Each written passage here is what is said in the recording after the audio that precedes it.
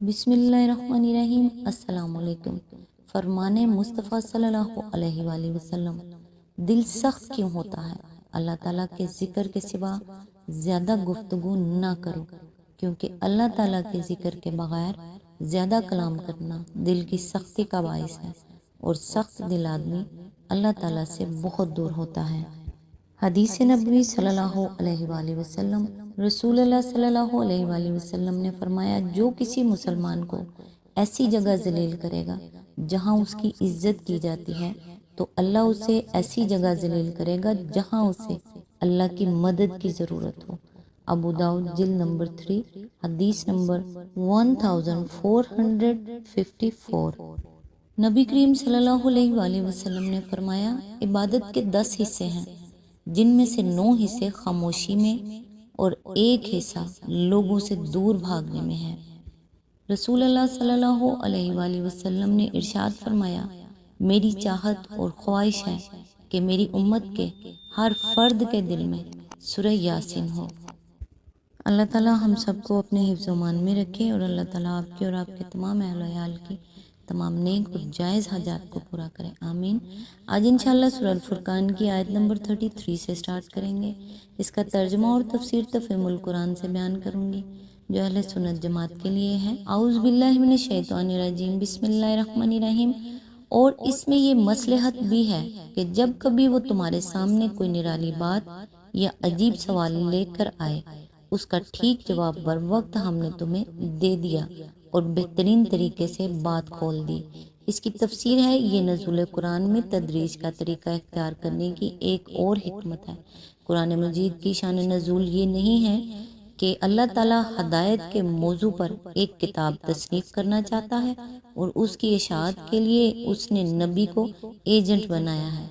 بات اگر یہی ہوتی تو یہ مطالبہ بجا ہوتا کہ پوری کتاب تصنیف کر کے بیک وقت ایجنٹ کے حوالے کر دی جائے، لیکن دراصل اس کی شان نزول یہ ہے کہ اللہ تعالیٰ کفر اور جاہلیت اور فسق کے مقابلے میں ایمان و اسلام اور اطاعت و تقوی کی ایک تحریک برپا کرنا چاہتا ہے، اور اس کے لیے اس نے ایک نبی کو داعی و قائد بنا کر اٹھایا ہے۔ اس تحریک کے دوران میں اگر ایک طرف قائد اور اس کے پیروں کو حسب ضرورت تعلیم اور ہدایت دینا اس نے اپنا ذمہ لیا ہے، تو دوسری طرف یہ کام بھی اپنے ہی ذمہ رکھا ہے کہ مخالفین جب کبھی کوئی اعتراض یا شبہ یا الجھن پیش کریں، اسے وہ صاف کر دے، اور جب بھی وہ کسی بات کو غلط معنی پہنائیں، وہ اس کی صحیح تشریح اور تفسیر کر دے۔ ان مختلف ضروریات کے لیے جو تقریریں اللہ کی طرف سے نازل ہو رہی ہیں، ان کے مجموعے کا نام قرآن ہے، اور یہ ایک کتاب آئین یا کتاب اخلاق و فلسفہ نہیں، بلکہ کتاب تحریک ہے، جس کے مورز وجود میں آنے کی صحیح فطری صورت یہی ہے کہ تحریک کے اول لمحہ آغاز کے ساتھ شروع ہو اور آخری لمحہ تک جیسے جیسے تحریک چلتی رہے، یہ بھی ساتھ ساتھ حسب موقع و ضرورت نازل ہوتی رہے۔ مزید تشریح کے لیے ملاحظہ و تفہیم القرآن جلد اول صفحہ نمبر 13 to 25۔ آیت نمبر 34۔ جو لوگ اوندھے منہ جہنم کی طرف دھکیلے جانے والے ہیں، ان کا موقف بہت برا اور ان کی راہ حد درجہ غلط ہے۔ اس کی تفسیر ہے، یعنی جو لوگ سیدھی بات کو الٹی طرح سوچتے ہیں اور الٹے نتائج نکالتے ہیں، ان کی عقل اوندھی ہے، اسی وجہ سے وہ قرآن کی حقانیت پر دلالت کرنے والی حقیقتوں کو اس کے بطلان پر دلیل قرار دے رہے ہیں، اور اسی وجہ سے وہ اوندھے منہ جہنم کی طرف گھسیٹے جائیں گے۔ آیت نمبر 35۔ ہم نے موسیٰ کو کتاب دی اور اس کے ساتھ اس کے بھائی ہارون کو مددگار کے طور پر لگایا۔ اس کی تفسیر ہے، یہاں کتاب سے مراد غالباً وہ کتاب نہیں جو تورات کے نام سے معروف ہے اور مصر سے نکلنے کے بعد حضرت موسیٰ علیہ السلام کو دی گئی تھی، بلکہ اس سے مراد وہ ہدایت ہیں جو نبوت کے منصب پر مامور ہونے کے وقت سے لے کر خروج تک حضرت موسیٰ علیہ السلام کو دی جاتی رہی۔ ان میں وہ خطبے بھی شامل ہیں جو حضرت موسیٰ علیہ السلام نے فرعون کے دربار میں دیے، اور وہ ہدایت بھی شامل ہیں جو فرعون کے خلاف جدوجہد کے دوران میں آپ کو دی جاتی رہی۔ قرآن مجید میں جگہ جگہ ان چیزوں کا ذکر ہے، مگر اغلب یہ ہے کہ یہ چیزیں تورات میں شامل نہیں کی گئی۔ تورات کا آغاز ان احکام عشر سے ہوتا ہے جو خروج کے بعد طور سینا پر سنگین کتبوں کی شکل میں آپ کو دیے گئے تھے۔ آیت نمبر 36، اور ان سے کہا کہ جاؤ اس قوم کی طرف جس نے ہماری آیات کو جھٹلا دیا ہے۔ آخر کار ان لوگوں کو ہم نے تباہ کر کے رکھ دیا۔ اس کی تفسیر ہے یعنی ان آیات کو جو حضرت یعقوب اور حضرت یوسف علیہ السلام کے ذریعے سے ان کو پہنچی تھی اور جن کی تبلیغ بعد میں ایک مدت تک بنی اسرائیل کے صلح کرتے رہے۔ آیت نمبر 37، یہی حال قوم نوح کا ہوا جب انہوں نے رسولوں کی تکذیب کی، ہم نے ان کو غرق کر دیا اور دنیا بھر کے لوگوں کے لیے ایک نشان عبرت بنا دیا، اور ان ظالموں کے لیے ایک دردناک عذاب ہم نے مہیا کر رکھا ہے۔ اس کی تفسیر ہے چونکہ انہوں نے سرے سے یہی بات ماننے سے انکار کر دیا تھا کہ بشر کبھی رسول بن کر آ سکتا ہے، اس لیے ان کی تکذیب تنہا حضرت نوح علیہ السلام کی تکذیب ہی نہ تھی بلکہ بجائے خود منصب نبوت کی تکذیب تھی۔ آیت نمبر 38، اسی طرح عاد اور سمود اور اصحاب الرس یعنی کنویں والے اور بیچ کی صدیوں کے بہت سے لوگ تباہ کیے گئے۔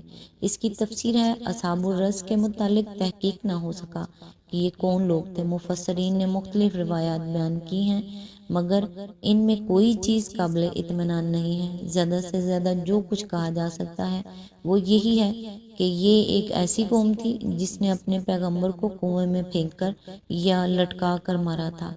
رس عربی زبان میں پرانے کنویں یا اندھے کو کہتے ہیں۔ آیت نمبر 39، اور ان میں سے ہر ایک کو ہم نے پہلے تباہ ہونے والوں کی مثال دے دے کر سمجھایا اور آخر کار ہر ایک کو غارت کر دیا۔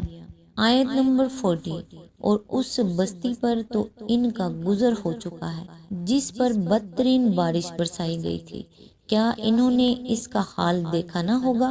مگر یہ موت کے بعد دوسری زندگی کی توقع ہی نہیں رکھتے۔ اس کی تفسیر ہے یعنی قوم لوط کی بستی۔ بدترین بارش سے مراد پتھروں کی بارش ہے جس کا ذکر کئی جگہ قرآن مجید میں آیا ہے۔ اہل حجاز کے قافلے فلسطین و شام جاتے ہوئے اس علاقے سے گزرتے تھے اور نہ صرف تباہی کے آثار دیکھتے تھے بلکہ آس پاس کے باشندوں سے قوم لوط کی عبرتناک داستانیں بھی سنتے رہتے تھے۔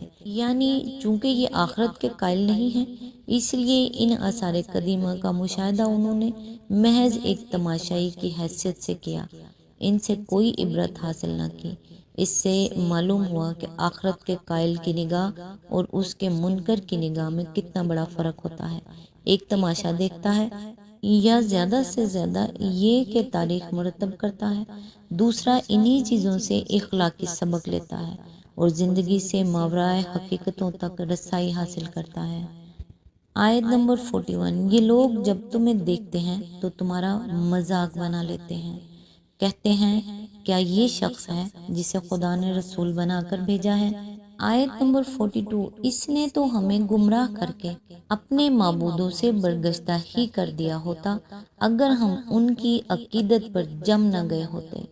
اچھا وہ وقت دور نہیں ہے جب عذاب دیکھ کر انہیں خود معلوم ہو جائے گا کہ کون گمراہی میں دور نکل گیا تھا۔ اس کی تفسیر ہے کفار کی یہ دونوں باتیں ایک دوسرے سے متضاد ہیں۔ پہلی بات یہ معلوم ہوتا ہے کہ وہ آپ کو حقیر سمجھ رہے ہیں اور مذاق اڑا کر آپ کی قدر گرانا چاہتے ہیں، گویا ان کے نزدیک حضرت صلی اللہ علیہ وسلم نے اپنی حیثیت سے بہت اونچا دعویٰ کر دیا تھا۔ دوسری بات سے معلوم ہوتا ہے کہ وہ آپ کے دلائل کی قوت اور آپ کی شخصیت کا لوہا مان رہے ہیں اور بے ساختہ اعتراف کرتے ہیں کہ اگر ہم تعصب اور ہٹ درمی سے کام لے کر اپنے خداؤں کی بندگی پر جم نہ گئے ہوتے تو یہ شخص ہمارے قدم اکھاڑ چکا ہوتا۔ یہ متضاد باتیں خود بتا رہی ہیں کہ اسلامی تحریک نے ان لوگوں کو کس قدر بوکھلا دیا تھا۔ گھسیانے ہو کر مذاق بھی اڑاتے تھے تو احساس کمتری بلا ارادہ ان کی زبان سے وہ باتیں نکلوا دیتا تھا جن سے صاف ظاہر ہو جاتا تھا کہ دلوں میں وہ اس طاقت سے کس قدر مرعوب ہیں۔ آیت نمبر 43، کبھی تم نے اس شخص کے حال پر غور کیا ہے جس نے اپنی خواہش نفس کو اپنا خدا بنا لیا ہو۔ کیا تم ایسے شخص کو راہ راست پر لانے کا ذمہ لے سکتے ہو؟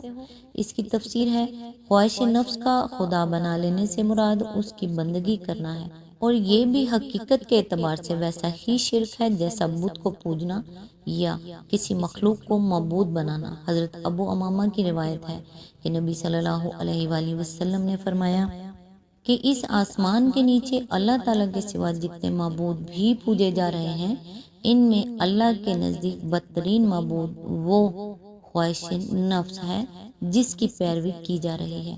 طبرانی۔ مزید تشریح کے لیے ملاحظہ ہو سورہ الکہف حاشیہ نمبر 50۔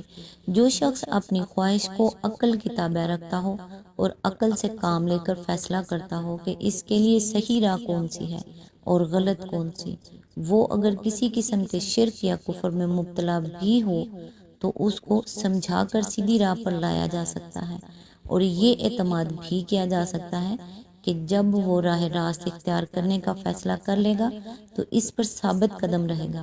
لیکن نفس کا بندہ اور خواہشات کا غلام ایک شتر بے مہار ہے، اسے تو اس کی خواہشات جدھر جدھر لے جائیں گی وہ ان کے ساتھ ساتھ بھٹکتا پھرے گا۔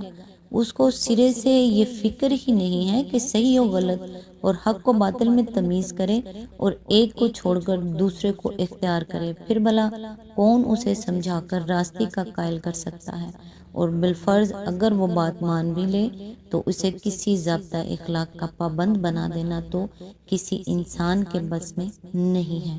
آج تک کے لیے بس اتنا ہی، نیکسٹ انشاءاللہ آیت نمبر 44 سے سٹارٹ کریں گے۔